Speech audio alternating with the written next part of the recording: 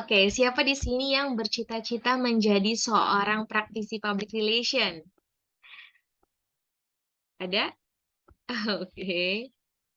Saya mau mengutip nih beberapa quotes menarik terkait dengan bidang public relations.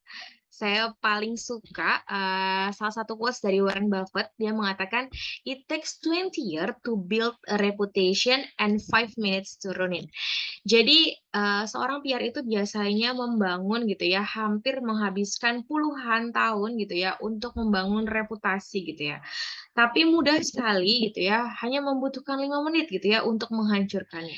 Waduh, contohnya gimana nih ya? Jadi contohnya, misalnya terjadi sebuah krisis gitu ya, lalu tidak memiliki penanganan yang baik, maka ya mudah saja akhirnya perusahaan tersebut atau instansi tersebut dicap jelek oleh publik gitu ya. Oleh karena itu gitu ya, public relations are the key component of any operation in this day of instant communication and rightly inquisitive citizen. Jadi memang seorang PR ini gitu ya harus paham betul gitu ya bagaimana mengoperasikan program-program, bagaimana kemudian berkomunikasi sehingga program yang dihasilkan juga bisa maksimal dan diterima oleh publik internal dan eksternalnya. Oke, ada beberapa kata kunci, terkait dengan public relation yang mungkin teman-teman baru akan berkenalan gitu ya. Jadi kata kuncinya apa aja sih, program yang dibuat PR itu harus, seperti apa programnya? Oke, kata kunci yang pertama, harus ada two way communication gitu ya. Jadi bedanya PR dengan orasi misalnya ya, ada pidato gitu ya, dia hanya satu arah sifatnya gitu ya. Tapi PR diharapkan program-programnya itu bukan sekedar memberikan informasi, mengedukasi, tetapi juga mendapatkan feedback positif dari masyarakat. Kenapa gitu ya? Kenapa harus ada two way communication? Tentu saja untuk memberikan ruang gitu ya bagi perusahaan mendapatkan feedback dari masyarakat. Ini, berkaitan dengan hal, kedua gitu ya, ada yang disebut dengan manajemen function. Jadi, fungsi manajemen ini akan saling berkaitan gitu ya. Akhirnya PR tidak sekedar kemudian memberikan informasi, jadi juru bicara, tetapi membantu perusahaan untuk mengatur gitu ya, mana hal-hal yang baik dan tidak. Untuk mengetahui misalnya mana isu-isu yang, perlu diperhatikan, perlu mendapatkan, penanganan khusus gitu ya, dan menciptakan goodwill dan positive image. Oke, sekarang saya mau ajak, teman-teman untuk tebak gitu ya, kira-kira siapa sih kemudian, publik gitu ya, yang perlu dihadapi oleh seorang PR? Di sini ada 2 jenis publik ya. Yang pertama ada publik internal dan publik eksternal. Oke, saya mau coba kasih kuis gitu ya. Kira-kira gitu ya, mmm, apakah gitu ya, keluarga dari praktisi PR atau keluarga dari karyawan di suatu perusahaan itu masuk ke publik internal atau publik eksternal? Oke, saya mau kasih, spill sedikit nih ya, di publik internal sudah ada karyawan. Jelas dong dia ada di publik internal perusahaan, karena digaji oleh karyawan, kemudian juga dilatih oleh perusahaan, gitu ya.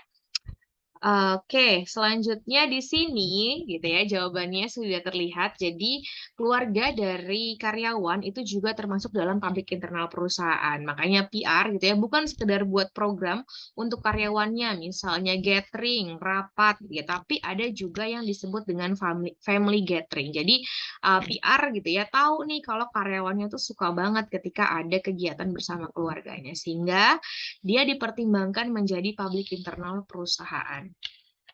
Selanjutnya ada capital owners, jadi pemilik dari perusahaan tersebut gitu ya. Sangat, perlu kita memberikan hubungan baik, ya karena sokongan dana dari mereka gitu ya, terus juga kebijakan dari mereka, tentu saja dia masuk ke dalam public internal.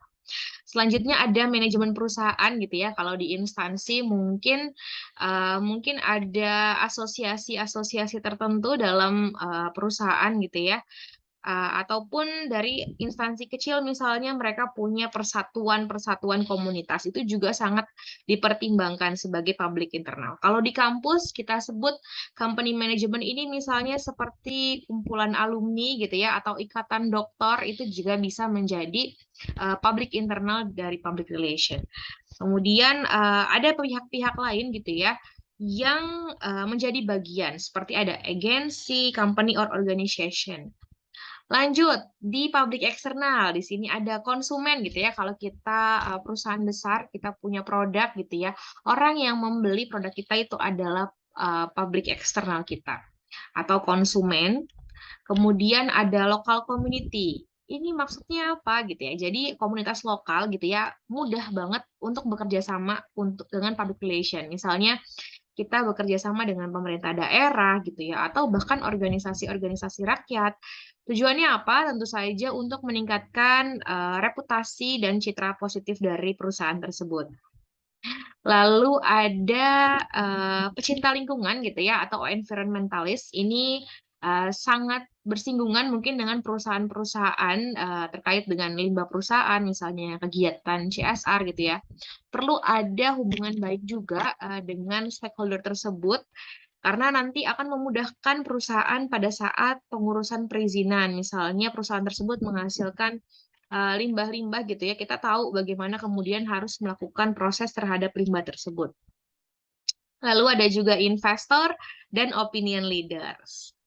Oke, di opinion leaders ini gitu ya, seorang public relation penting juga untuk tahu siapa sih pemegang gitu ya, opinion leaders di suatu daerah. Sebagai contoh misalnya ada kepala suku gitu ya, atau mungkin tokoh adat, tokoh masyarakat, misalnya seperti biasanya ada Gus gitu ya, ada beberapa orang yang memang dijadikan rujukan di daerah tersebut. Nah, PR ini perlu memiliki hubungan baik dengan publik eksternal.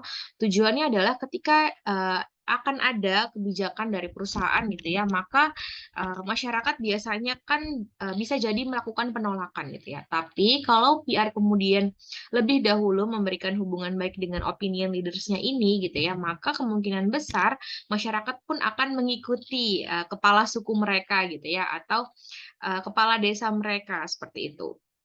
Kemudian di era digital ini menariknya opinion leaders ini juga banyak tumbuh gitu ya, bukan sekedar dari kepala desa atau kepala daerah, tapi hadir gitu ya tokoh-tokoh di luar sana yang bertindak sebagai opinion leader. Sebagai contoh, kita sekarang mudah sekali gitu ya untuk terpengaruh atau terpersuasi dengan kehadiran influencer, reviewer gitu ya.